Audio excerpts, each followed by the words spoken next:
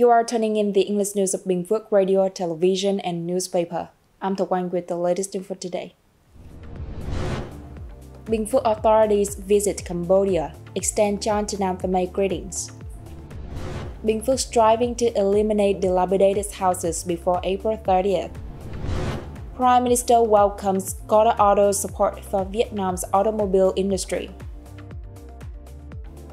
Continuing their visit to Cambodia, a delegation from Binh Phuoc province, led by chairwoman of the Provincial People's Committee Chol Hiền, extended New Year greetings to the authorities and people of Tung Chem province on March 27th.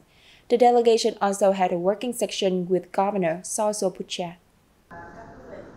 During the meeting, Chairwoman Chol Hiền conveyed her heartfelt New Year wishes to Governor Chol Chnam, the party committee, local authorities, and the people of Tung Chem province, wishing them a joyful, prosperous, and peaceful Chol Thmay, Cambodia's traditional New Year. She expressed her pleasure at the ongoing efforts to maintain, strengthen, and further develop the relationship between the two provinces, highlighted by regular exchanges and mutual visits during major celebrations of both nations. Chairwoman Hiền emphasized that over the years, the party committee, authorities, and people of Binh Phuoc have continuously nurtured the traditional friendship with Tung Chem. She expressed her hope that the Cambodian province will continue to create favorable conditions for Vietnamese businesses, particularly those from Binh Phuoc, to invest in the host country, while also supporting the Cambodian Vietnamese community living in the province in stabilizing their lives. Governor Chol Chnam expressed his sincere thanks for the warm sentiments of the Binh Phuoc delegation.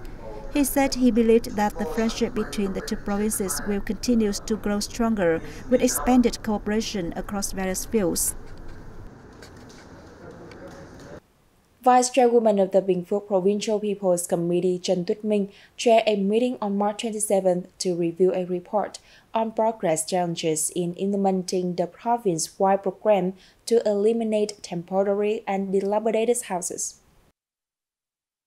In recent times, with a strong commitment to accelerate progress, localities across Binh Phuoc have been actively pushing forward the program while ensuring construction quality. As a result, 448 out of 797 houses have been either built or repaired. However, several challenges remain. This includes changes to the list of eligible beneficiaries following local reviews, as well as 58 cases involving disputed or encroached land that require appropriate solutions. Vice Chairwoman Minh endorsed the proposals by the standing agencies of the Provincial Steering Committee to revise Plan No. 4, dated January 22, 2025, in line with the updated beneficiary list.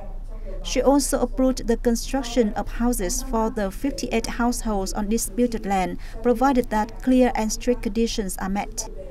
Furthermore, she requested that the program be completed by April 30, 2025, 2 months earlier than the previous deadline of June 30, so that affected residents can soon move into stable, permanent housing.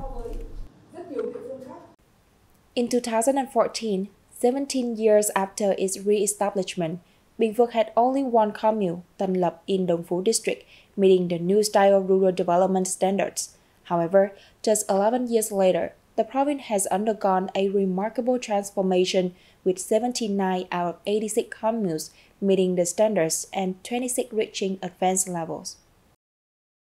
The New Style Rural Development Program has brought about significant positive changes, particularly in the systematic development of rural infrastructure.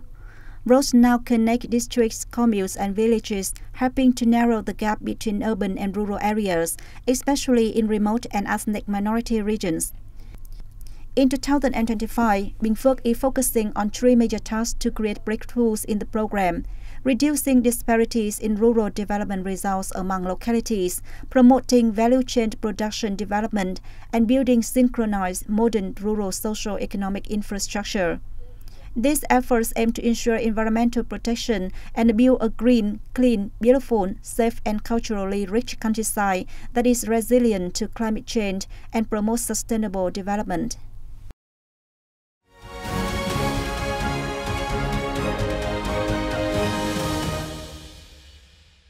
Moving on to the top stories around the country.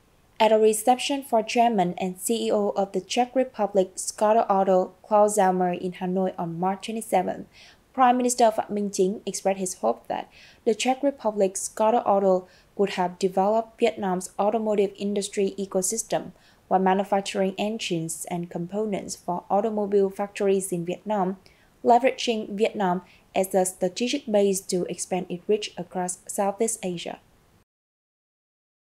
For his part, Klaus Zaumer stated that Skoda Auto is the largest automaker in the Czech Republic. As part of Germany's Volkswagen Group since 1991, it now operates in over 100 countries and territories. In Vietnam, Skoda Auto and Thành Công Group signed a cooperation agreement in 2022 to manufacture and distribute Skoda-branded vehicles. Klaus Zaumer said the Thành Công Việt Hưng Auto plant in Quảng Ninh province were recently inaugurated and began operations on March 26, 2025. Congratulating the project's success, Prime Minister Phạm Minh Chính urges Skoda to increase the rate of locally made items, diversify its product range, and promote the transfer of smart production technologies. Additionally, he suggested exploring further partnership opportunities to help Vietnamese firms deepen their integration into Skoda and Volkswagen's production and supply chains while expanding production and business operations into Skoda areas of expertise. A Vietnam-India business meeting was recently held in New Delhi to help Vietnamese enterprises enhance competitiveness and expand their presence in the Indian market, thereby contributing to bilateral trade and investment links. Speaking at the event, Ranjit Mehta, Secretary General, CEO of the PhD Chamber of Commerce and Industry, highlighted the significant trade potential between Vietnamese and Indian businesses. He noted that the PhD Chamber of Commerce and Industry provides multi-sectoral platforms across India, helping to facilitate business exchanges between the two countries. Also at the event, Lê Hồng Minh, Director of the Investment Promotion Center for Industry and Trade under Vietnam Ministry of Industry and Trade, suggested several measures for boosting business collaboration. He also expressed confidence that Vietnamese and Indian businesses will continue to leverage their strengths and unlock new opportunities for economic cooperation. At the end of the meeting, participants took part in B2B section, where they directly met one another to establish useful connections for future collaboration. The U.S. is currently the largest export market for Vietnam's mobile phones and components, reaching nearly $2 billion in the first 2 months of this year. Mobile phones and components are among Vietnam's key export products. According to the Industry and Trade Information Center under the Ministry of Industry and Trade, Vietnam's total export turnover of mobile phones and components reached over $9.21 billion in the first 2 months of 2025. In February alone, mobile phone and component export amounted to nearly $4.39 billion, down 9.2% from the previous month, but up 11.7% year-over-year. During these 2 months, the U.S. was Vietnam's largest export market for mobile phones and components, with over $1.95 billion in exports. China followed with over $1.45 billion. Check-in at tourist destination has become an essential part of every trip. In Ninh Thuận, this trend not only helps visitors capture memorable moments, but also contributes to effectively promoting local tourism. In recent days, a ship resting on the seaweed field in Phước Yên Commune, Thuận Nam District, Ninh Thuận Province, has been likened to an outdoor film studio, attracting many visitors, especially young travelers. Meanwhile, the Đầm Nại wind farm, spanning nearly 10 hectares across Thuận Bắc and Ninh Hải districts, has emerged as a new tourist hotspot.